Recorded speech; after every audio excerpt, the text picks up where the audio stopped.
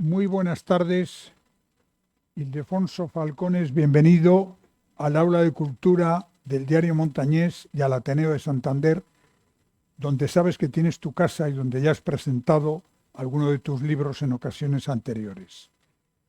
No voy ahora a presentar a Ildefonso Falcones porque creo que todos ustedes le conocen, pero sí conviene resaltar en primer lugar que él es un descendiente de un cántabro, puesto que su padre es cántabro y aunque él luego ha hecho toda su vida en Barcelona, en Cataluña, pues sigue teniendo esas raíces nuestras y por tanto tenemos que considerarle ya como un escritor nuestro, como un novelista santanderino. ¿eh? Eh, a partir de ahí, decirles que Ildefonso Falcones es, sin duda alguna, el escritor de novela histórica más importante de España y de los más importantes del mundo, puesto que ha vendido ya más de 1 millón de ejemplares de libros.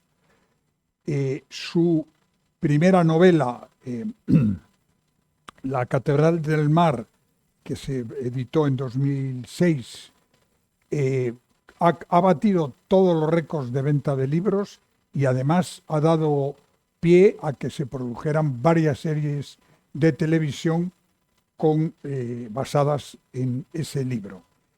Pero sobre todo creo que es importante resaltar que Falcones no es el típico autor de un solo libro, La Catedral del Mar, que ha sido sin duda alguna un éxito clamoroso, sino que sus siguientes publicaciones han mantenido ese mismo nivel de éxito, como La mano de Fátima, La reina descalza, Los herederos de la tierra, El pintor de almas, En clave de libertad y ahora la que se presenta hoy aquí, En el amor y en la guerra. Esta novela que se presenta hoy es la tercera parte de La Catedral del Mar, donde ya aparecen los nietos de quienes protagonizaron la primera obra que batió récords, como he dicho, y que además descubrió a un escritor que hasta entonces pues era absolutamente desconocido para todos, incluso hasta el punto de que dio lugar a alguna leyenda urbana, de que el tal escritor no existía, sino que era un seudónimo, una creación por parte de la editorial, cosa que, como ustedes han podido comprobar, pues obviamente no era así. ¿Te costó? Me costó demostrarlo, sí, me costó. Sí. Bueno, él es de profesión es abogado, aunque creo que ha dejado de ejercer para dedicarse íntegramente a la creación literaria. Y como les digo, pues anunciarles que ahora mantendremos una conversación con él, después daremos paso para que ustedes puedan preguntar también y finalmente Ildefonso estará encantado de firmar ejemplares de su última novela aquí en el Ateneo. Aprovecho para saludar a quienes nos están viendo a través de la transmisión de esta presentación en la página web del Ateneo y recordarles que por favor apaguen los teléfonos móviles, porque así podremos hablar sin interrupciones. Y ya sin más, Ildefonso, tienes la palabra y después ya empezará a preguntar el crítico literario del Diario Montañés, Javier Menéndez Llamazares. Pues muchas gracias, Manuel. Agradezco tu oferta y bien acogida de acogerme en esta tierra, es maravillosa y ojalá pudiera, no lo desecharía. Sí, mi padre nació aquí, pero bueno, la guerra ya se fue y no tuvo oportunidad, pero bueno, su familia siguió viviendo aquí durante muchos años. En fin, estamos aquí y Javier pues será el encargado de preguntar, ¿no? Pues muy buenas tardes y muchísimas gracias por acompañarnos. Además, tan gran número, porque hoy el día Sí. parece que no invitaba más a tempestades que... Pero bueno, se ve que tus lectores, aquí en Santander, el Racing dice que, o el himno del Racing dice que somos aficionados y vamos al campo aunque llueva o sople sur, ¿no?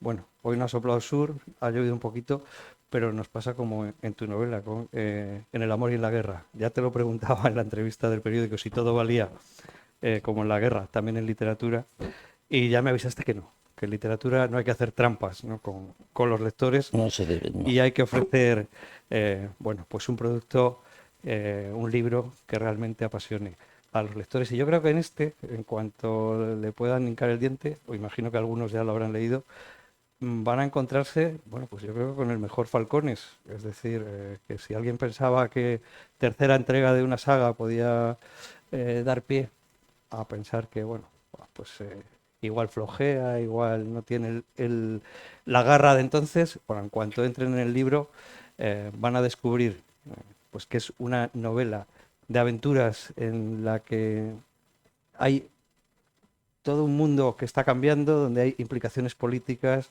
donde hay una guerra de mentalidades entre el hombre del Renacimiento, el hombre medieval, dos sociedades que se interponen, bueno, guerra además por el control del espacio entre franceses y aragoneses, guerra casi que dentro de los propios aragoneses. Hay un Nápoles que es un mundo refinado y una corona de Aragón que parece un mundo más tosco y que sin embargo se va a imponer. Y en medio de todo eso aparecen esos personajes que yo creo que solo Ildefonso sabe crear, que enseguida nos van a cautivar, ¿no? Sobre todo, yo creo, no solo por el valor, por la inteligencia, no, yo creo que por la pasión con la que se mueven, ¿no? Eh, Uno se sorprende nada más abrir el libro y ver que está dedicado a su personaje, a Arnau. El nombre, lógicamente, le sonará porque es el mismo nombre del primer protagonista. Y es que, claro, a veces la historia se repite, aunque con variaciones y variaciones importantísimas, ¿no? Son tres generaciones, es el nieto del Arnau español original y ya no es, bueno, pues un hombre del tercer estado, sino que es un noble, y es un noble además para el que el honor es lo más importante, y que casi al principio de la novela, por un traspiés en el que el temperamento, bueno, le va a poder, ya va a estar, yo creo que en 30 páginas va a estar metido en uno de los mayores líos de su vida. Y en medio, como decíamos, de una guerra, de una conquista, de un cambio de mundo que además, bueno, pues cambió en buena parte la historia de Europa y cambió la historia española. Yo creo que vamos a repasar un poquito cómo has construido esta novela, qué van a encontrar los lectores. Voy a intentar no hacer mucho spoiler, porque que a los Que autores si y a no, los editores normalmente no les gusta nada, no sé no, por pues si qué. no, no la compran. Pues será por eso. Pero sobre todo, bueno, yo creo que me llamaba la atención esa dedicatoria y ese reencontrarse con un personaje que tanto hemos leído, que me imagino que será para ti, pues como abrazar a un viejo amigo, ¿no? Nada más que empiezas a escribir esta novela y dices, hombre, Arnau, qué ganas tenía de verte 10 años después, ¿no? O en este caso, eh, casi 20, ¿no? Sí. Podría haberla escrito, a ver, la conquista de Nápoles podría haber sido una novela autónoma, pero no necesariamente tenía que ser la tercera parte de la catedral, ¿no? Pero sí, es un personaje entrañable, para mí ha significado muchísimo, vamos, muchísimo, en el mundo de la literatura ha significado todo, y se la dediqué a él. A ver, no, tampoco es que la dedicatoria... En la editorial me preguntaron cuando estábamos ya corrigiendo, ¿esto la dedicarás a alguien? Y dije, sí. Pues bueno, seguimos corrigiendo y en un momento determinado, cuando ya va a salir a la venta, cuando ya va a ir a la imprenta, me dicen, oye, que hay una página que tienes que llenar con una dedicatoria, porque no nos has dicho a quién. Y entonces dije, bueno, pues al protagonista, al personaje, ¿no? Claro, a uno como lector le da por Sí. pensar que el escritor siente a esos personajes casi como personas reales. Yo no sé si eso es una visión romántica que tenemos utópica como lectores, Sí, yo creo que sí. o al escritor también le pasa. No, porque tendríamos que tener 800 personajes dentro de la cabeza, ¿no? Hombre, hay algunos que sí, que has trabajado más con ellos, pero ¿sabes lo que pasa al final en las novelas? no sé si habrás visto pues la joven esa mendiga que de repente aparece. Hay personajes que de repente revientan, explotan y hasta son más queridos a veces que el personaje principal. El personaje principal tiene que seguir porque ya está ahí y no lo puedes quitar, pero después van apareciendo personajes colaterales o secundarios que son verdaderamente interesantes. Bueno, el meollo es esa conquista, decíamos, de Nápoles, mediados del siglo XV. Claro, tendemos a pensar que el Renacimiento es algo que, como nos contaban en el colegio, ahora que ya la primavera no viene el día 21, sino que viene cuando le da la gana, resulta que el Renacimiento, claro, no vino en 1492, o por lo menos no al resto del mundo, como se supone que vino a España, ¿no? ¿Por qué eliges este momento, ese episodio y qué es lo que te motiva a crear aquí la historia? Primero porque cronológicamente Los Herederos de la Tierra termina ya con el rey Alfonso V guerreando en Nápoles ya para conquistarla.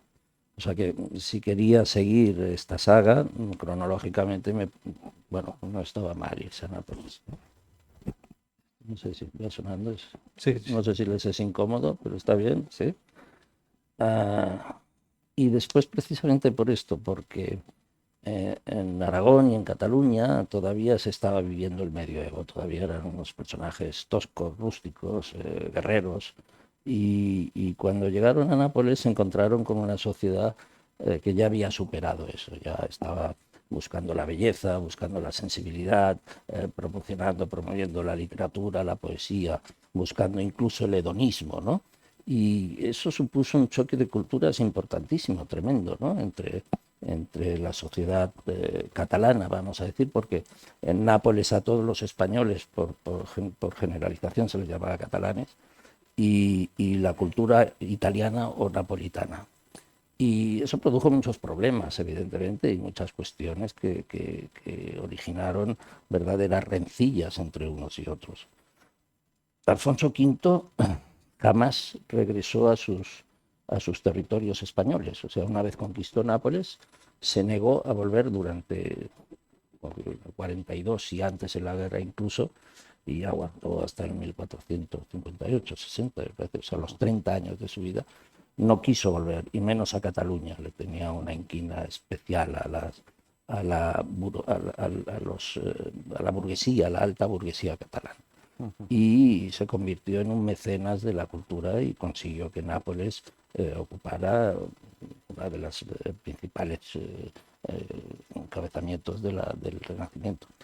Claro, pero al lado de este rey, que digamos que nos trae la modernidad y que apuesta por pues esa mentalidad moderna que se separa del dominio eclesiástico, que fomenta las artes, el Arnau que pintas es un tipo que detesta la vida cortés, que lo que le gusta es cazar, que le gusta cazar, le gusta los cazar, caballos, los perros. le gusta estar con los campesinos, con los sirvientes. Es, bueno, en ese sentido muy interclasista, ¿no? Pero es, digamos que es un personaje que casi podría representar esa España que tampoco quiere entrar en el Renacimiento, ¿no? Es que él no quería.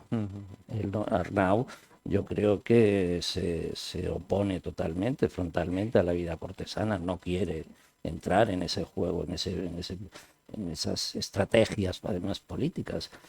Si hay algo que sorprenda de la vida italiana de aquella época, bueno, en primer lugar que estaban en guerra permanentemente, todos contra todos. Eran ciudades o repúblicas, Venecia, Roma, Florencia, Génova, y se estaban peleando constantemente. Y había unas alianzas que podían cambiar de una semana a la otra. O sea, una semana tú eras aliado de Venecia y al día siguiente Venecia se aliaba con Florencia para atacarte a ti.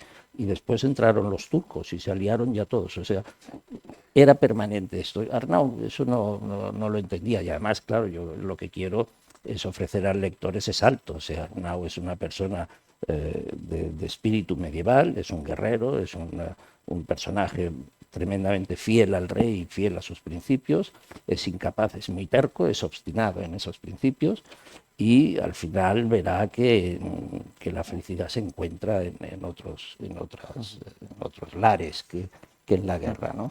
Claro, en cierto sentido es un caballero medieval que lleva el idealismo por bandera, pero le rodean personas, sobre todo mujeres, que sí que quieren, unas entrar en el juego social y otras descubrir una vida diferente y una vida más libre, ¿no? Que es lo que les va a permitir esa estancia que van a tener en Nápoles, ¿no?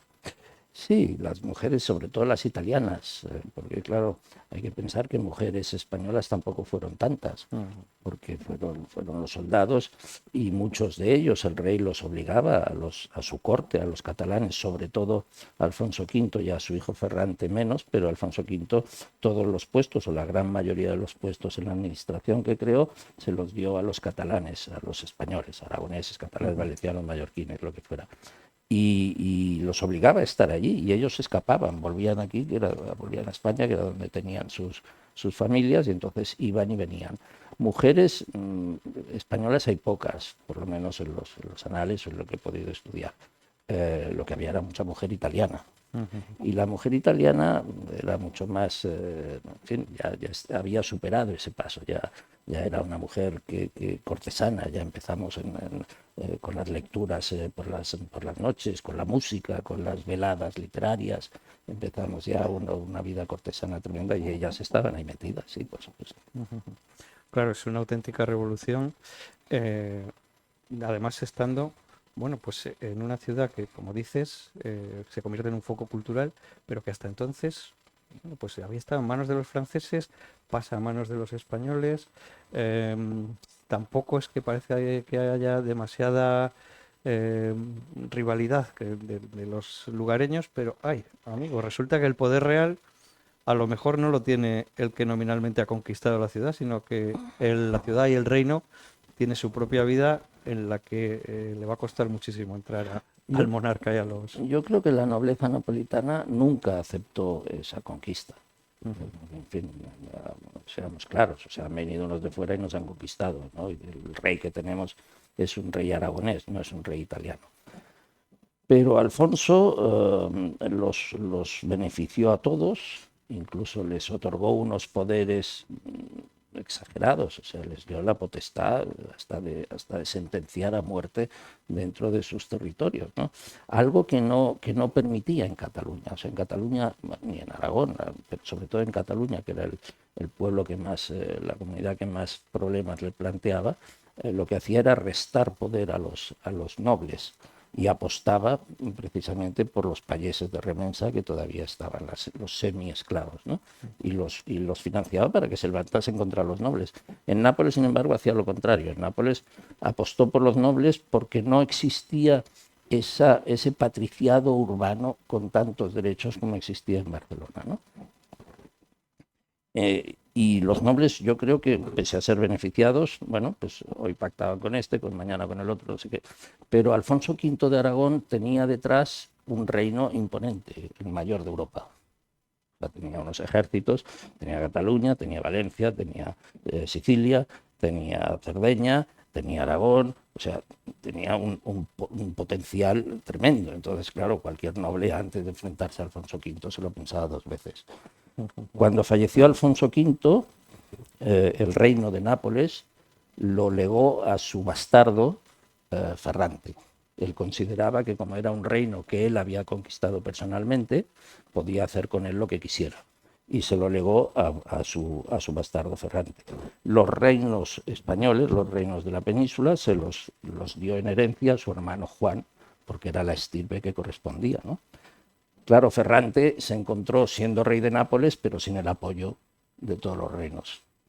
Y ahí es cuando se levantaron los nobles napolitanos. Bueno, esto es la historia, pero tú nos ofreces además una novela y que es de una novela que novela histórica no tiene, sobre todo si está en la Edad Media, una bella doncella y un malo malísimo. Sí, claro. Aunque escapas un poco de los tópicos, ¿no? Porque la bella doncella igual es un poco pícara en ocasiones y el malo malísimo tiene su encanto, ¿no? No, a mí en no, algún momento. en fin, si te ha gustado, me alegro. Sí, sí, Pero utiliza la poesía por lo menos, que creo que sí, tiene su encanto. a ver, yo no, en todas, las novelas, yo no pretendo enseñar historia a nadie. Todo esto que he dicho ahora es porque me has dado pie y porque me lo has preguntado, ¿no? Pero mis libros no pretenden enseñarle a ninguno de ustedes historia, para eso están los libros de historia. Yo de la historia cojo aquello que me interesa para mi trama, para mi novela. Lo que sí les garantizo que es cierto, está todo contrastado. Puedo haberme equivocado, por supuesto, en alguna parte, ¿no? Pero lo que pretendo es ofrecer a los lectores pues, las pasiones que se encuentran en cualquier novela, la tensión, ¿no? El amor, el dinero, el sexo, la venganza, todo aquello que hace entretenida la lectura, ¿no? Uno coge una novela y puede dedicar horas a esa novela y se entretiene con esa novela y compite con todos los mecanismos de ocio tecnológicos que hoy tenemos, que es muy difícil. O sea, hay que ofrecer a los lectores una alternativa que sea muy interesante, porque es que leer conlleva un esfuerzo personal. Leer puede llevar, pues, esta novela de 700 páginas, pues puede llevar varias semanas, un par de semanas, 3 semanas, un mes, de leer, de echar horas en esa novela sin conocer el final, sin tener esa satisfacción inmediata que nos produce un juego de estos de la Play, ¿no? Para que eso suceda, para que haya una persona que diga voy a ocupar ese tiempo en mi vida, yo creo que hay que ofrecerle algo divertido y entretenido y que le mantenga en tensión y que le haga leer. Y eso es lo que ofrezco. Acabas de decirnos que no pretendes dar lecciones de historia, ¿No? pero que sí que en lo que se basa la novela, los hechos históricos están todos documentados y contrastados. ¿Cuánto tiempo y cómo investigas tú antes de ponerte a escribir una novela? Yo tardo 3 años, es más o menos lo que vengo tardando desde hace 20, que tuve la fortuna de publicar La Catedral del Mar. Vengo tardando 3 años en cada obra. No puedo decirte cuánto, o sea, no puedo separar, decir, estoy 1 año y medio estudiando y otro año y medio escribiendo. Y sobre todo lo que me gustaría decir es que no investigo, yo no investigo nada. O sea, yo no accedo a un documento antiguo, ni accedo a un archivo, ¿no? Yo no entro en la Corona de Aragón y empiezo a pedir cosas para que me las den. Yo estudio, compro libros y estudio lo que los historiadores ofrecen al público, que ofrecen todo, porque hay cantidad de historiadores y todos hacen un trabajo fantástico, ¿no? Y lo que hago generalmente, por eso no te lo puedo decir, porque no lo tengo calculado, es que yo, mi trama, primero procuro ver primero que me cuadre, claro, que si no cuadra no va a ninguna parte, ¿no? Pero si me cuadra, si veo que aquello que quiero llegar, ese hito al que quiero llegar cuadra, ya no estudio más, o sea, ya lo dejo ahí. Entonces, en el momento en el que llego, vuelvo a estudiarlo y lo desarrollo.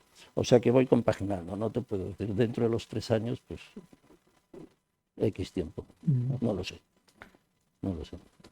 Bueno, lecciones de historia no das, pero uno encuentra cosas interesantísimas. Por ejemplo, ¿qué es Seguidores Vencen? Que uno se lo encuentra y se queda.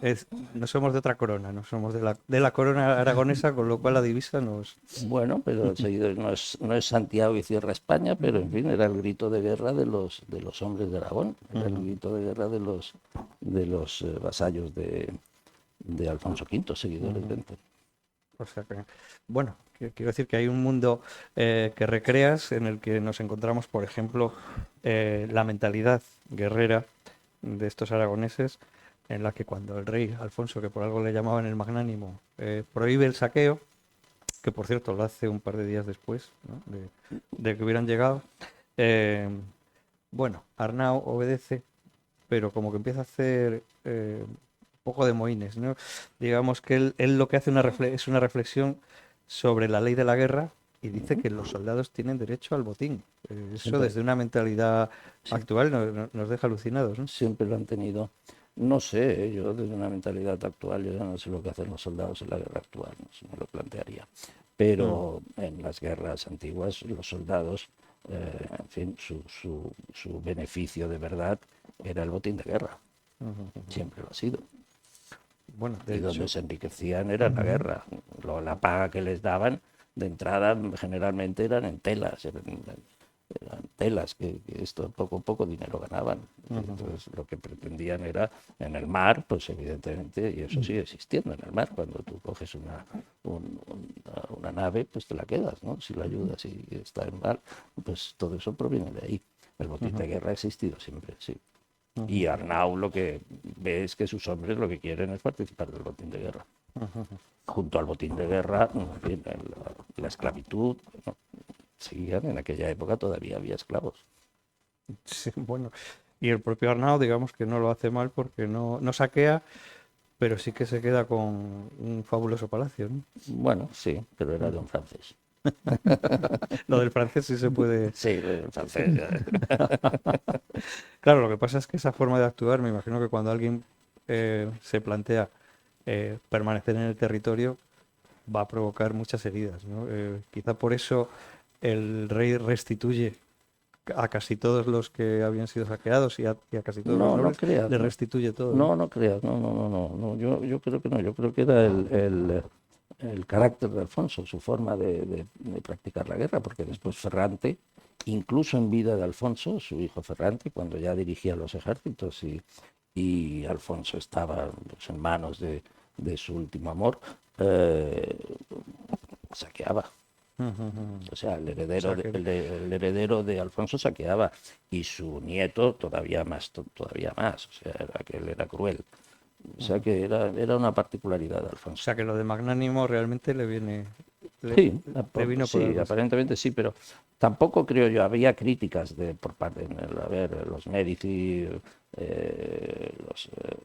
los milaneses,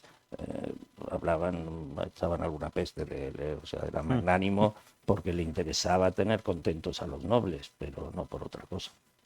Lo que sí es un personaje interesantísimo, ¿no? Es culto, es inteligente y es controvertido. O Es un sea, personaje ideal para un escritor. Es un personaje muy complejo, es un personaje que no he encontrado, así como te decía que en historia puedes encontrar de todo, hay veces que no encuentras cosas, ¿no? Y no he encontrado una biografía personal. Militares las hay a decenas y todas muy buenas, pero personal de Alfonso no he encontrado explicación a ciertas actitudes que, en fin, pueden definir. A ver, Alfonso es una persona que se casó con la reina María. La reina María decía que era enfermiza y no tuvo hijos, y bueno, por lo tanto se fue. Pero María se quedó, enfermiza o no, se quedó en Cataluña de lugarteniente y gobernó Cataluña con mano dura durante muchos años. Bueno, tuvo 3 bastardos con una tal Giroldina, que no se sabe muy bien de dónde era, si valenciana, si napolitana. No se le otorgó ningún título. En aquella época los bastardos eran algo normal y se les concedían títulos, y a las hijas se las dotaba. Bueno, no pasaba nada. Pero esta mujer desapareció. Se dice que tuvo más mujeres, que tuvo relaciones con más mujeres, pero no tuvo ningún hijo. No hay más bastardos. O sea, tuvo esos 3 y no hay más. Alguno de sus instructores, de los que contrataba, los intelectuales, después puso en duda incluso la paternidad de esos 3. Después resultó que se enamoró de un paje de 17 años. Y se enamoró de una forma absoluta, o sea, lo benefició a él, a la familia, a todo. El paje murió al cabo de 2 años y le llevó un disgusto tremendo, o sea, se puso enfermo, y Alfonso personalmente escribió el epitafio del que está en la tumba de ese paje. Y para terminar, tuvo una relación con una joven, con una Lucrecia de Alarno, que se supone que se enamoró, pero esta tal Lucrecia, de varios años, 6 o 7 años, esta Lucrecia, que lo tenía embebecido en ella, alardeaba de ser virgen. Y entonces los poetas, por la noche, en las veladas literarias, cantaban a la virginidad de la compañera de un guerrero, de un general, de un rey que quería conquistar Italia, de un rey que teóricamente ocupaba el sitio vacante de la mesa del rey Arturo para para encontrar el Santo Grial, o sea, todo lo que es la caballería, pues bueno, de repente había una señora que decía que era virgen y que no se entregaría al rey hasta que se casara con él. Claro, fue al Papa, le pidió la nulidad del matrimonio, no fue Alfonso a pedirle la nulidad, el Papa le dijo que ni hablar. O sea que tenemos un rey que, en fin, hay algún estudio que dice que era homosexual, hay otros que tal, pues muy radicales. Yo no voy a entrar en ello, pero bueno, ahí está, la realidad es esa, eso sí que está contrastado. Una personalidad tremendamente compleja. Bueno, y antes hablaba de Gaspar, ese personaje que es Sí, es que el antagonista. Y bueno, a mí me hacía pensar en muchos pasajes en ese poema de Quevedo, ¿no? Del poderoso caballero. Ahí vemos cómo empieza a asomar un mundo que no es el de la guerra, que no es el del honor, que no es el mundo medieval, sino que ya se va pareciendo mucho a nuestro mundo, ¿no? Con una economía o con unos personajes que saben utilizar los hilos de la economía siempre, ¿eh? para conseguir sus objetivos. No la espada, sino... Pero eso siempre existió. Y hasta tal punto de que de lo que hemos hablado antes, de lo que se quejaba Alfonso, de las prerrogativas de la aristocracia burguesa catalana o barcelonesa, casi más, era de que habían comprado esos derechos. O sea, siempre en todas las guerras el rey siempre terminaba necesitando dinero, empeñaba la corona, empeñaba las joyas, empeñaba absolutamente todo, y aún así necesitaba mucho dinero, porque costaban mucho dinero aquellas guerras.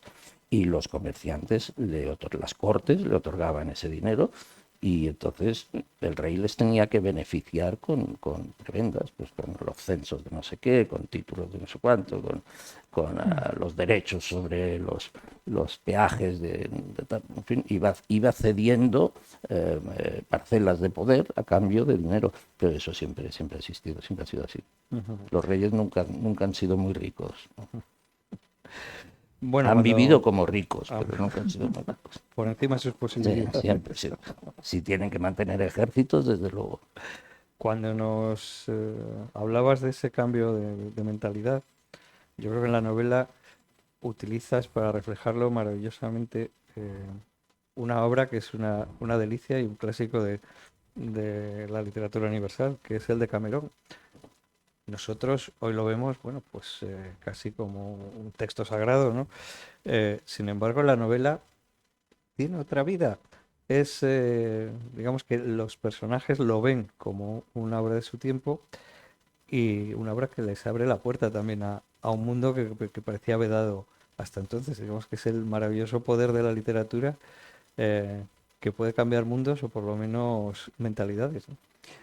Sí, y pensemos que, no sé si 20, 40, siempre me equivoco en las fechas, pero vamos, en el siglo 20, 30 años después, pues apareció la imprenta, o sea que a partir de ahí ya fue cuando reventó el acceso de la gente a la literatura.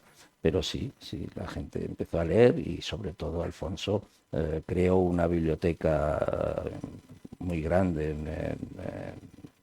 en Castelnuovo, y era un hombre que a todos los niños de la clase que fueran, que despuntaban, de la más humilde, pues les pagaba los estudios.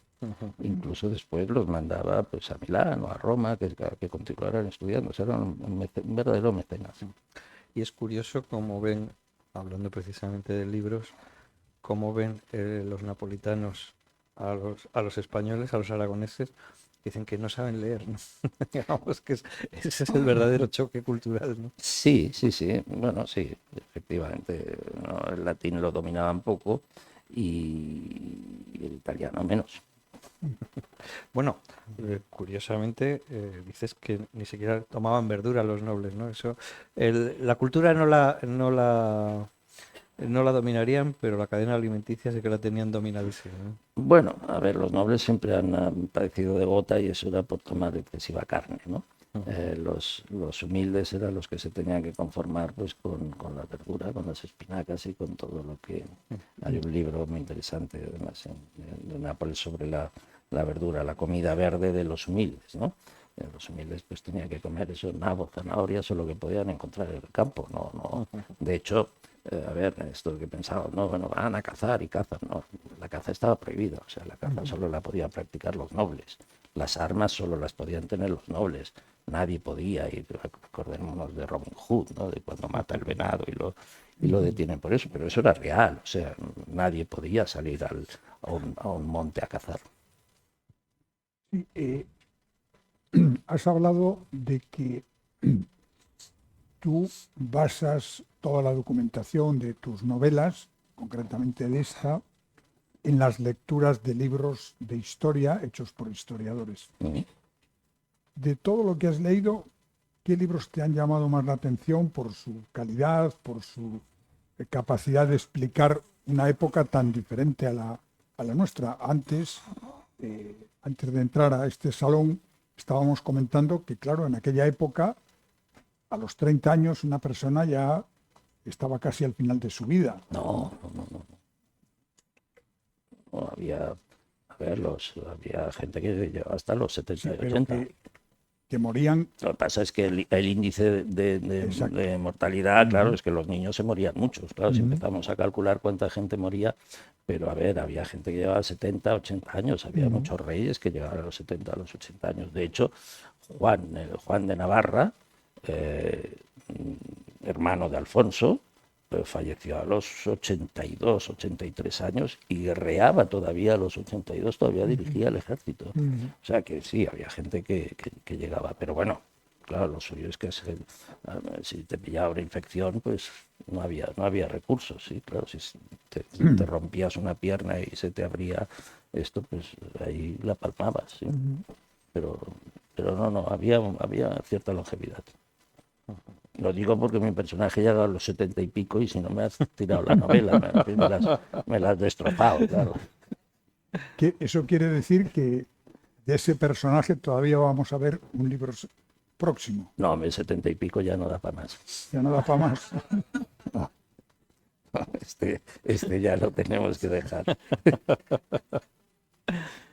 Bueno, la entrevista que publicamos hoy en el diario la cerraba con una pregunta. Tú, cada 10 años aproximadamente, retomas esta saga y los lectores, bueno, pues estamos esperando que vuelvan eh, tus personajes, pero yo te decía, si para el 35 o 36 tendremos nueva y tú me decías, bueno, si aguanto 10 años en este mundo y en el negocio editorial y por ese orden. Algún amigo me ha llamado y me dice, pero bueno, ¿qué pasa? Que no piensa aguantar en el negocio editorial porque en este mundo me imagino que tienes planes de llegar mucho más lejos que tus personajes, ¿no? A ver, yo firmaría por aguantar, no 10, 20 o Ujú. 25, pero en fin, las condiciones de salud a veces te marcan. Estoy saliendo de un proceso que confío salir, pero nunca se sabe, todavía no puedo decir. Y hoy en día, además, ya por esto el cáncer ya no te dan el alta, ¿no? En fin, antes de 5 años ya estás curado, no, ahora no, esto ya es crónico casi. Bueno, eso condiciona bastante, ¿eh? Bueno, estoy bien, y de momento llevo unos años que estoy bien, pero bueno, conozco mucha gente que está bien y que de repente este bicho vuelve a salir. Por lo tanto, lo de los 10 años lo digo seriamente. También lo digo porque estoy bastante cascado, o sea, no me verás muy bien, pero hago un esfuerzo por estar, porque en fin, llevo 8 operaciones encima. Y bueno, pero confío estar 10 años más, sí. Ujú. Si estoy 10 años, escribiré una cuarta parte. Pero es más fácil aguantar con la salud bien que dentro del negocio editorial. Bueno, no sé decirte. Yo llevo ya de toda mi vida con esto del cáncer, pues llevo ya 8 años o 9 años. O sea que si empecé 20 años, 19 años llevo la mitad y mitad. Mitad y mitad, no puedo. Pero bueno, confiemos que sí. Lo que sí digo es que primero no me cierro, porque claro, la gente, la editorial me decía, termina la saga, y además me lo propusieron en esto, cuando te mandan los folders y todo esto, termina la saga. Digo, coño, ¿por qué termina? Yo no he dicho que termine, no pongáis que termina. Prosigue la saga y ya decidiré yo si termina o no termina, ya lo decidiré cuando quiera, ¿no? Ahora el proyecto a corto plazo que tengo no es evidentemente seguir además supongo que se cansaría la gente, tanto Arnau, Estañol, tanto esto, ¿no? En fin, hay que buscar otras cosas que sean interesantes. Yo creo que ha habido novelas muy buenas por el medio y insisto, 10 años volveré. O sea, que estás escribiendo otra cosa. Escribir ahora no puedo porque ahora no hago más que viajar, pero sí que esto que hablábamos de esto, Tienes ya el estudiar. libro en la cabeza. Sí, tengo proyectos, hay que estudiarlos. Es que, a ver, que cuadre todo esto es muy difícil, ¿eh? O sea, conseguir que haya una trama interesante y que la puedas interrelacionar con hechos históricos que también sean interesantes. En fin, a veces es complejo. Hay veces que dices, bueno, sí, puede estar, pero no sé, es irrelevante, ¿no? En fin, sí, hay que estudiar bastante y tener varios proyectos y ver cuál es el que al final te atrae más. Bueno, conversando para la entrevista, ha habido lógicamente una parte que no cabía en el periódico por limitaciones del papel, pero estuvimos hablando un poco de tu manera de escribir y de trabajar con los editores, que me pareció, bueno, pues muy interesante, ¿no? Tú elaboras una especie de guión en el que, bueno, luego da pie a un debate con los editores, te proponen, es decir, que uno tiene la idea de que el escritor está en casa elaborando su historia. A veces cuentan eso de si escriben con brújula o con mapa, y no, aquí la realidad es bastante distinta. Hay que hacer un proyecto y hay que trabajar como un estajanovista. Sí, por supuesto. A ver, hay mucha gente que no es. Yo he estado hace poco con escritores muy buenos. Yo no dejo que me toquen nada. No dejes que te toquen nada. Yo desde el primer momento con mi editora, con mis editores, los editores, por explicárselo, no es la editorial en sí misma, ¿no? Es personal de la editorial que es el que trabaja directamente con el escritor, ¿no? Con el que le aconseja, tal. Y yo con mis editores sí, es que hasta les adelanto la idea del proyecto. Estaría bien, vale. Bueno, después haré un guión, ese guión ya se lo paso. Y a medida que voy trabajando, se lo voy pasando. O sea, puedo hacerlo por cuartas partes, por terceras partes, pero ¿qué pasa? A ver, yo tardo 3 años. Entonces llega un momento en que he empezado a escribir de un personaje el año 2025 y en el 2026 ese personaje sigo escribiendo de él, pero ya no me acuerdo lo que he dicho en el 2025, o sea, el registro que le he dado a ese personaje. Entonces eso cuando lo ve alguien de fuera me dice, oye, a ver, mira, es por poner un ejemplo, pero en alguna ocasión incluso ha pasado, a ver, este personaje aquí lo hacías prudente y lo hacías tímido y ahora aquí, al cabo de X años, lo haces un tío aguerrido, un tío fuerte, o sea, si no estableces, puede ser, pero tienes que explicar por qué pasa eso, no que simplemente me haya olvidado que allí era tímido, ¿no? Y como eso hay muchísimas cosas. Entonces, son profesionales, grandes profesionales, muy buenos profesionales, que te cogen y te dicen, bueno, esto sí. Los que nos dedicamos a novela histórica tendemos o tenemos un defecto, y yo no soy diferente a los demás, que es que intentamos contar cosas que no vienen al caso, que pueden ser interesantes. O sea, no piensa, mira esta historia, tú, oye, cojonudo, esto de Nápoles, que hacían esto, ¿no? Una comida, pues lo voy a poner porque al lector le va a gustar, pero no viene al caso. Entonces, claro, te viene el editor y te dice, oye, esto que, o sea, no está ligado con la trama, no lo necesitas para tu trama y no eres nadie para estar diciéndole al lector lo que comía, no viene, no tiene sentido. Bueno, a mí estoy tremendamente cómodo, no entiendo cómo la gente no se deja aconsejar, yo sí. De hecho, ni siquiera pongo ya nombre a mis novelas, título. La Catedral del Mar se llamaba El Bastage. Que no hubiera comprado una novela que se llamase El Bastage, nadie, no la compra nadie, claro, ¿no? Entonces, al final es la verdad, oye, ¿te podemos cambiar el título? Digo, bueno, sí, vamos a cambiarlo. A partir de ahí he decidido no poner sin título, Y después se establece una relación entre el marketing y los editores y una lluvia de ideas y de ahí salen buenos títulos. Pero son formas comunes de trabajar. Y hay gente que no se deja tocar el título para nada, ¿no? Vale, pues te Pero, arriesgas a no acertar. claro, pero cuando te dicen este personaje no, o este trozo, este exceso de documentación, ¿no duele un poco el tachar, quitar, cortar?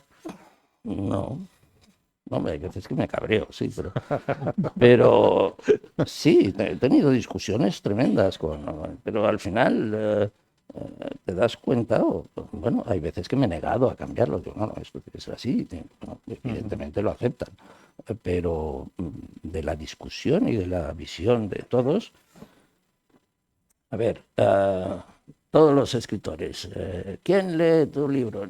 Mi mujer, mi hermano, mi primo. Nadie les dice nada, parece que es normal, ¿no? Sí, nadie le dice, pero ¿por qué se lo dejas leer a tu hermano? Porque el hermano le dirá, oye, no me gusta, ¿no? Es lo mismo. Solo que en lugar de ser un hermano que igual no te dice las cosas por no molestarte, tienes a un profesional que te las dice todas aunque te moleste. Es la verdad. Mi mujer ya es difícil que lo lea, porque ella me dice, oye, ¿es el definitivo otra vez? Claro. O sea, voy a estar leyendo esto y me vas a traer otra cosa mañana. Claro. Claro, o sea que hay montones de cambios y de versiones. Sí, hay muchos cambios, sí. En lo básico, no. O sea, en lo básico, que es lo que yo llamo los hitos de la novela, allí donde quiero llegar yo, eso es intocable. ¿Por qué? Porque la estructura es esa. Y además ya lo he hablado con ellos. Esta va a ser la estructura y este va a ser el final. En el camino para llegar a eso. Claro, de todos modos esto es una labor de autor, no es como los guiones, por ejemplo, Pero yo sigo siendo el audio, me refiero a labor de autor individual, ¿no? Sigo siendo individual. Cuando esto lo escribo estoy solo, ¿eh? ¿Y qué te parecen, por ejemplo, estos equipos como Carmen Mola, en la que son 3 guionistas, negocian, debaten, buscan... Bueno, y han triunfado. Han tenido mucho éxito. O sea que algo bueno debe haber, ¿no? Bueno, lo del éxito y lo bueno... bueno, sí, yo ya sé que tú eres crítico y ahí no vamos a congraciar. Nos vamos a pelear. Yo ¿Qué creo... ¿Qué te pasa con los críticos entonces? No vamos a entrar. Pero yo creo que el éxito se mide por lo que le gusta a la gente. Oye, en fin, claro. No, es que no he vendido mi libro porque no me entienden. Coño, pues dedícate a otra cosa, claro. Sí. Lo siento, no. La vida es así, o sea, no. Soy abogado, pero todos los pleitos los pierdo. Coño, pues mira, igual tienes que irte a medicina, ¿no? Claro, sin embargo, bueno, hay un canon, hay muchos autores que se dedican a la literatura y a lo mejor no tienen esas grandes ventas. Digamos que casi hay como 2 universos paralelos, ¿no? El literario y el comercial.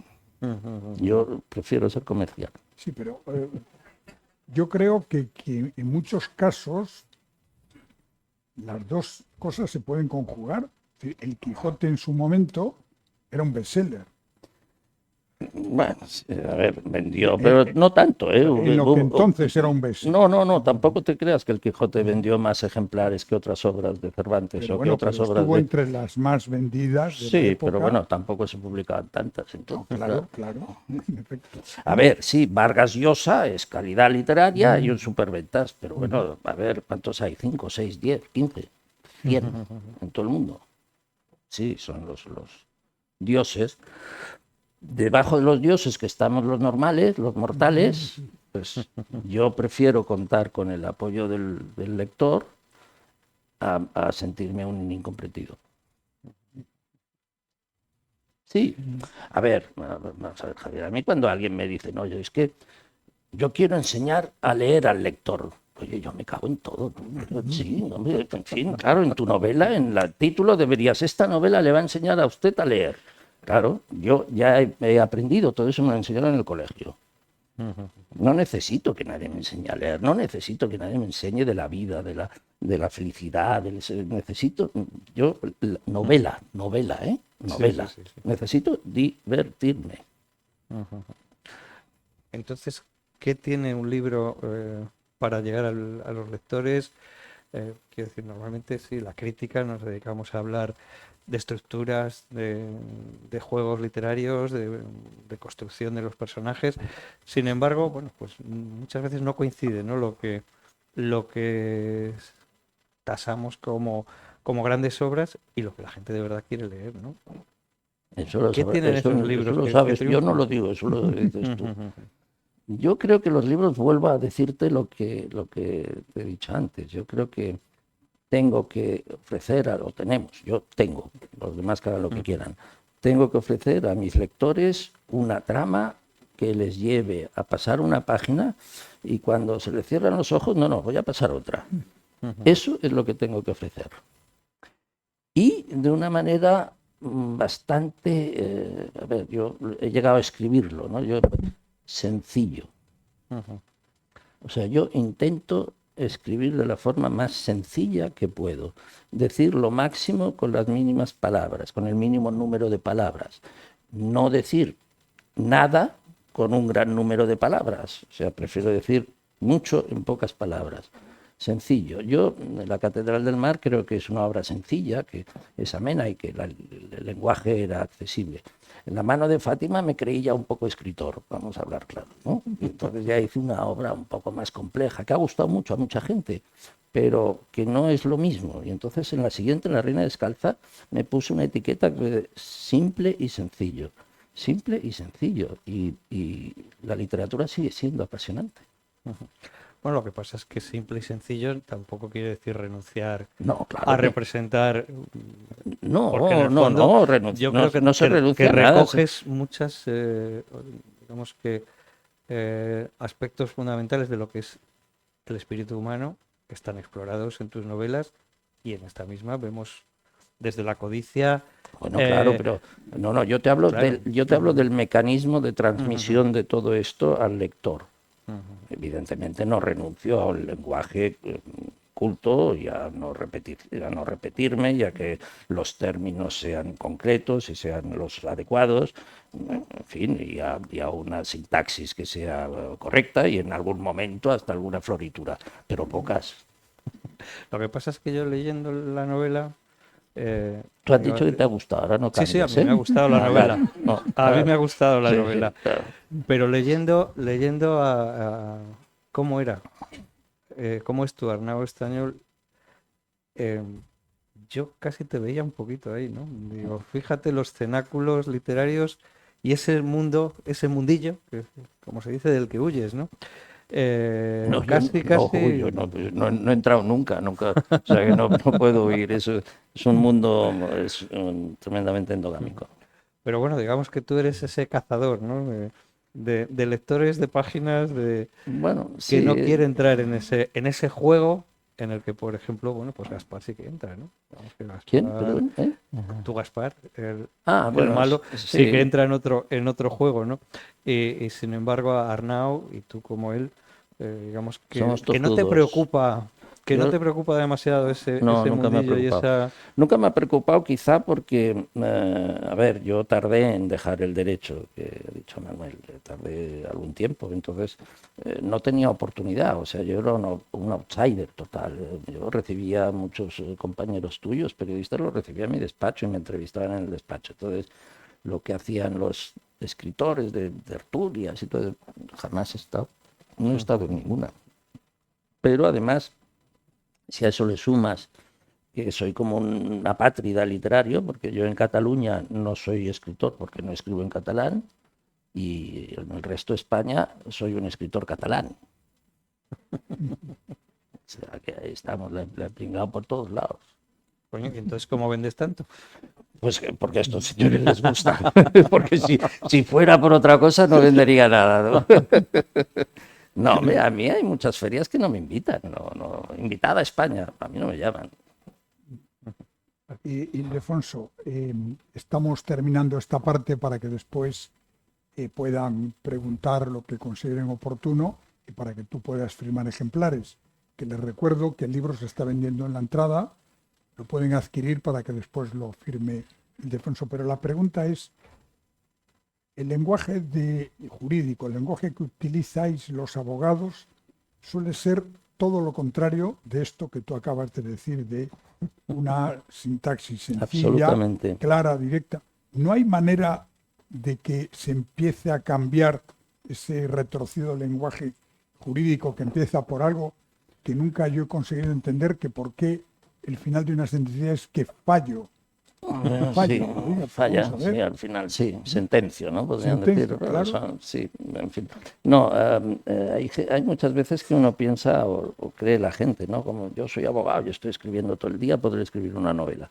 No, o sea, la forma que tú tienes de dirigirte a un juez o de hacer un informe jurídico es totalmente contraria a la forma en que tú tienes que escribir, o sea, tienes que olvidarte por completo. Tienes que olvidarte por completo. ¿Y eso no te ha perjudicado a la hora, es decir, esa especie de... Bueno, entonces digamos la Catedral del Mar hubiera vendido más, sí me ha perjudicado. No me conformo con el perjuicio que he tenido. Muy bien, pues ahora es su momento. El que quiera hacer alguna pregunta, por favor que haga una seña, le pasaremos el micrófono para que todos puedan oír la pregunta y después, obviamente, la respuesta. Ildefonso, gracias. Gracias por estar aquí. A vosotros. Gracias por hacerlo tan entretenido.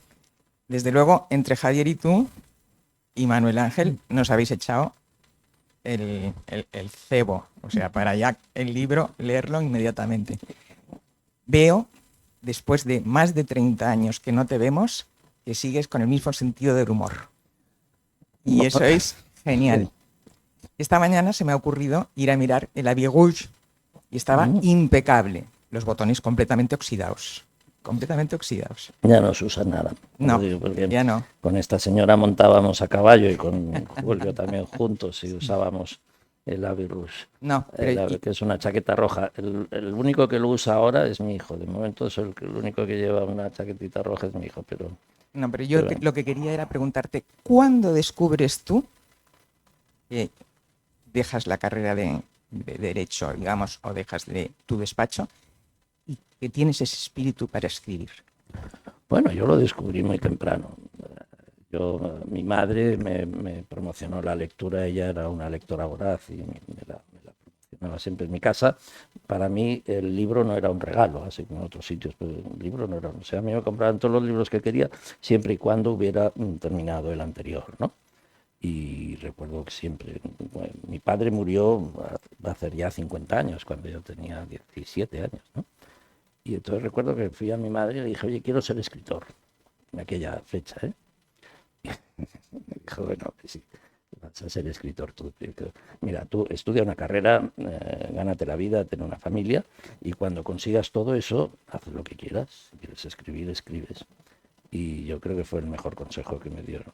Entonces, desde siempre he escrito, con mayor o menor intensidad, depende de las circunstancias, pero también tengo 4 hijos, hay veces que aquello era... Bueno, sigue siendo en fin, una revolución constante, eso que ya son mayores, pero ninguno se va, o sea que...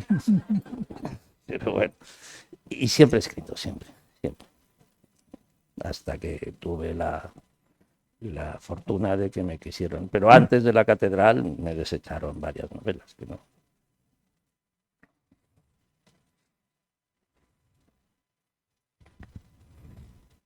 Felicitaciones, muy amable. Muchas gracias. Pero desde hace más de 100 años en mi casa, lo primero que ha llegado siempre ha sido el diario Montañés. Siempre. Y esta mañana también. Tengo la hoja y lo he leído y la verdad es que Alfonso me ha enfadado muchísimo. Malo. Pero creo que tengo razones para ello. Bueno. Yo, 5 hermanos de mi madre, en América, Sudamérica, Centroamérica y Norteamérica. Mi padre, muchos años en América. Yo también, muchos años en América. Tengo una hija en América, colegios en América, trabajo mucho para América y quiero América, que es mi España también. Entonces, cuando leo, dice, el tremendo caos habrá habido cosas como los demás. Pero yo creo que esto del tremendo caos y de esta forma de escribir así, tienes un fundamento que también es razonable, que es lo comercial. No, Esto no quisiera, perdón. Bueno, pero sí, no, termino nada más sí, diciendo que me sentí afectado como cántauro americano que soy, de una tradición de familia en América, y que me encuentro dentro de todas estas gentes, y hay caos, como en todas partes, pero en América hay muchísimas cosas buenas nuestras que todavía siguen siéndolo, aunque las circunstancias pues sean otras, o las políticas y tal, pero América es España, y yo me siento muy americano y por tanto muy español. Antes que nada te pido disculpas si te has sentido ofendido, pero tampoco era mi intención. Tampoco sé exactamente lo que dije o cómo ha quedado. No necesito titulares para vender más, y menos titulares que puedan dañar a la gente. Y me parece que sí, no, bueno, si no sé lo que pone, sí, ha sido él, sí, no. Lo que digo es que allí donde ha estado España, esos países, hay cierto caos, desde luego que hay caos. Si nos vamos a Nápoles, es un país caótico. Si nos vamos a Sicilia, es caótico. Si nos vamos a México, es caótico. Son países maravillosos y yo los quiero. He escrito sobre Nápoles, me apasiona Nápoles. Es decadente, pero es caótico. Si nos vamos a toda Sudamérica, es caótica. O sea, por donde han pasado los españoles, para bien o para mal. Oye, a lo mejor es nuestro carácter, ¿eh? Yo no quiero decir que el caos sea malo. Yo no digo que nadie esté... Yo digo que es caótico. Mañana te vas a Nápoles y vivirás, tocarás el caos absoluto. Y me encanta. Y a mí me gusta, es lo que me gusta de Nápoles, esa decadencia. Me gusta. Y ir a Sicilia... Me encanta también. Ahora Sicilia, tú vas paseando por las calles, ves unos edificios fantásticos, das la vuelta y están derruidos. Entonces, allí donde hemos estado, lo siento, es una percepción personal, o sea, no lo he estudiado, pero es una percepción personal que allí donde ha estado España, Cuba, en fin, es caótica. Todas las islas caribeñas son caóticas. Donde ha estado España, quizá el espíritu de los españoles pues ha sembrado algo diferente, lo siento, no, pero que no es malo. Yo tengo una hermana que también vive en México, he estado en México un montón de veces, me encanta, me apasiona, y me apasiona Nápoles, pero en fin, Nápoles es la definición del caos. Lo que siento es que te hayas visto afectado y que te haya dolido, pero no quería faltar a nadie. Bueno, sí, adelante. Siento como que me envuelve como una especie de perfume prustiano. Uy. No precisamente, no ¿Por dónde vamos ahora? diría por reencontrar el tiempo perdido, sino por reencontrar un maravilloso tiempo vivido. Bueno, no vamos aquí a contar naturalmente nuestra biografía, pero nos conocemos hace, pues, tal vez 50 años. Sí, fuiste 50 profesor mío. años. Yo empecé a estudiar Derecho efectivamente, Económicas. y además te conocí de alumno. Sí. Después, sin embargo, fuimos jinetes. Durante muchos años estuvimos montando a caballo juntos. Tuvimos, en fin, muchas amistades comunes. Pero bueno, pasando, digamos, ya... A mí me parece que en aquella época nada hacía suponer, salvo naturalmente tus escritos secretos, que íbamos a tener en ti un gran novelista. Yo no recuerdo que nunca nadie, no solo tú mismo, sino ni nadie, hablara de tu afición a la literatura por aquellas épocas. No se lo imaginaba nadie, yo tampoco, Nadie. A mí me costó Yo, asumir. esa es la verdad. Sin embargo, bueno, mi primera sorpresa, naturalmente, fue la publicación o la aparición de la Catedral del Mar, que leí con voracidad. Yo soy un gran lector, es decir, siempre lo he sido, pero desde que me he jubilado y vivo aquí, pues leo mucho. La verdad es que creo recordar que hace un momento hablabas de que tú lo que querías como escritor era, por decirlo así, hacer que el público disfrutara o viviera la novela. En mí lo has conseguido. Bueno, Es decir, yo he soñado leyendo La Catedral del Mar con algún posible antepasado mío de aquella época, porque como tú sabes yo soy catalán de origen, ¿no? Leyendo La mano de Fátima, he soñado alancear toros, montar a caballo, compartir aquellas jornadas de doma de los caballos andaluces, etc. Esta novela que ahora tenemos, yo la tengo hace un par de días, la he empezado a leer. Me maravilla, y lo digo con orgullo, en cierto modo, por la amistad que tenemos, ¿no?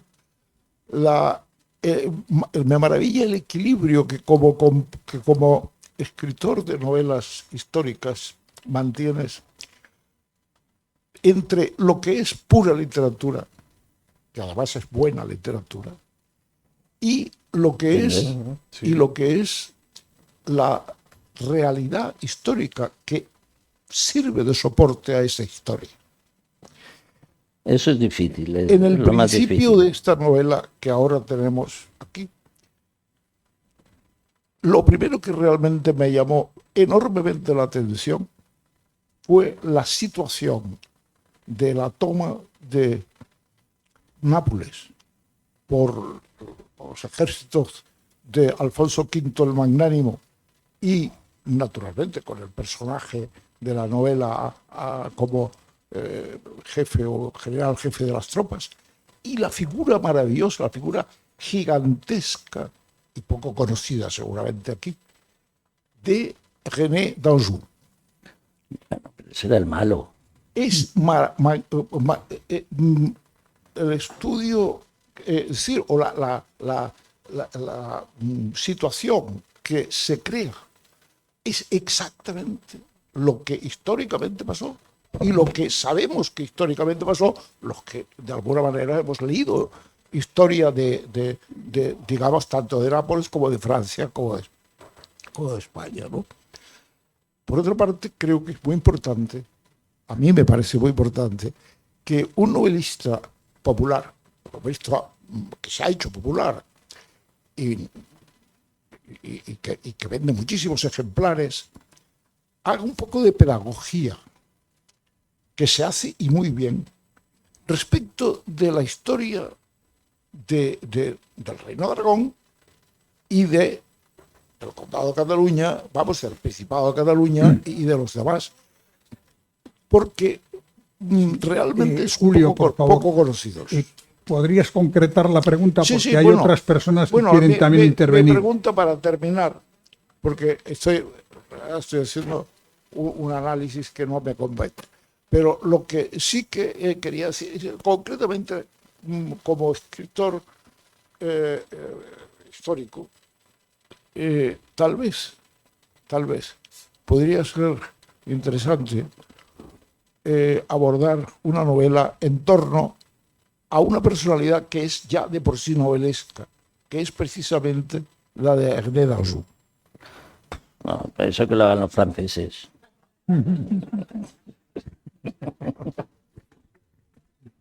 Disculpa, pero ¿sabes? Esta me ha costado bastante escribirla porque la mayoría de la documentación estaba en italiano. Y el italiano todavía, en fin, yo no soy tan culto como tú, y leer en francés ya me sería totalmente imposible. Vamos. Pero además es el malo, a mí los malos no me atraen. Sí, bueno, pero a mí los personajes malos no me atraen. No. Sí, sí, después intentó ser rey de Sí. Cataluña. Hola, sí. Adelante. Enhorabuena, ¿eh? Muchas gracias. Solo una pregunta rapidita. ¿Recomendarías leerte las dos primeras, releer las dos primeras novelas antes de esta o...? No es necesario, no es necesario. O sea, la novela es independiente. La novela cualquiera que lea El amor y en la guerra toma el ritmo muy rápido. Lo que pasa es que, claro, traigo un malo de atrás pero yo creo que en la novela, que esto también es mucho de editor, ¿no? De ver cómo al lector que va a afrontar solo esta novela se le puede dar cierta información Sí. que procede de las anteriores, pero sin cansar al que la ha leído. Yo creo que se puede leer tranquilamente. Vale. Yo recomendaría que sí, que comprases las tres No, y no, las ya. leyeses las tres y Ya las las tenemos. regalases por Ya las Navidad. tenemos, ya las tenemos.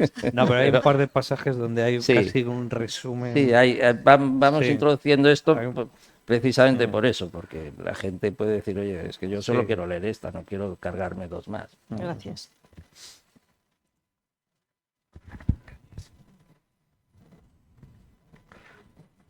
Bien. Hola, buenas tardes.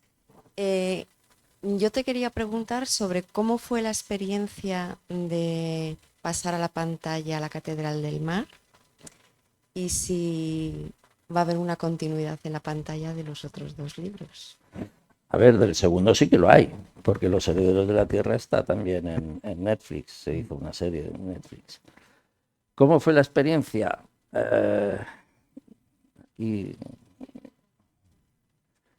Es muy complicado en el momento en que pretendes que se respete tu obra. Bueno, tú te has extrañado cuando yo hablo de los editores y que me dejo aconsejar y todo eso. Entonces llega un momento que en las adaptaciones audiovisuales, meter 750 páginas y todo lo que sucede ahí en una serie o en una película es imposible. Es totalmente imposible. Entonces, uno tiene que entender que precisamente el término adaptación significa que se va a hacer algo nuevo, que se va a adaptar. Yo recuerdo la primera vez con La Catedral, yo no participé en el guión, dije que no quería participar, que también no me liasen, que cada cual asumiera su responsabilidad. O sea, La Catedral ha vendido 11 millones, no 11. Entonces, si se cargan la novela, no les gustará a la gente, pero si hay 11 millones de personas que les gusta la novela tal como es, y no te ciñes a ella, es que eres tonto. Claro, en fin, tienes ahí un mercado, ¿no? Pero recuerdo que nos hicieron un pase a mi esposa y a mí, en la productora del primer capítulo de La Catedral, y nada más empezar aparece un tío, lo que recuerdo, ¿no?, arando así la tierra con las manos. Así. Y yo le digo, Carmen, pero esto no, ¿eh? Entonces después cuando terminó aquello, al frade, al director, le digo, oye, a ver, este hombre, bueno, era un siervo de la tierra, pero tenía arado. A ver, existían los arados, nadie araba con las manos, ¿no? Tenía arado, tenía bueyes, o sea que, en fin, se ganaba bien la vida, tenía recursos. Y me dice, sí, tienes toda la razón. Dice, pero yo en 3 segundos de ver a ese hombre así, he trasladado al espectador lo que tú tardas 25 páginas.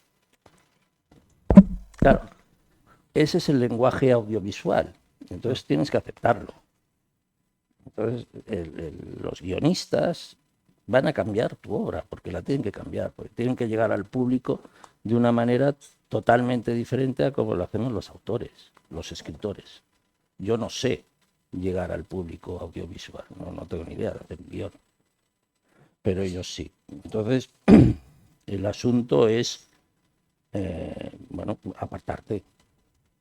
Es como si me cambian el nombre del título, bueno, me aparto, sí, porque veo que es bueno. Estos señores hacen una cosa, bueno, me aparto porque veo que es bueno. Si no es bueno, pues, en fin, meten la pata, ellos son los primeros en perder. Lo importante es que esos profesionales sean buenos profesionales y hagan un buen trabajo. Y tú ser consciente de que te van a tocar las cosas, ¿sí?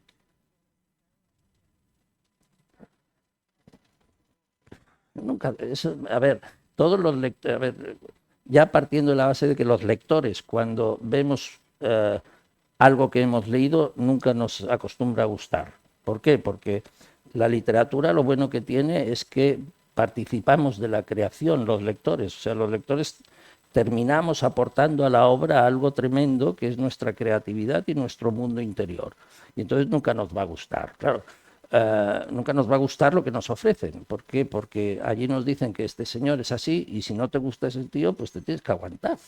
Que yo es lo que les dije a esta, que le digo, hombre, a ver, es que me habéis puesto un Arnau alto, guapo, un tío grande, digo yo, soy bajo, no soy guapo, digo, mi héroe no es este señor, ¿no? Claro, yo si escribo un héroe más o menos intentaría imaginármelo como yo, tirando a mí, ¿no? Claro. Entonces, estas cosas al final dices, bueno, sí, pero gustan a la gente, la mayoría de la gente estaban encantados con aquel Arnau, ¿no? Digo, pues vale. Bien, ¿alguna otra pregunta?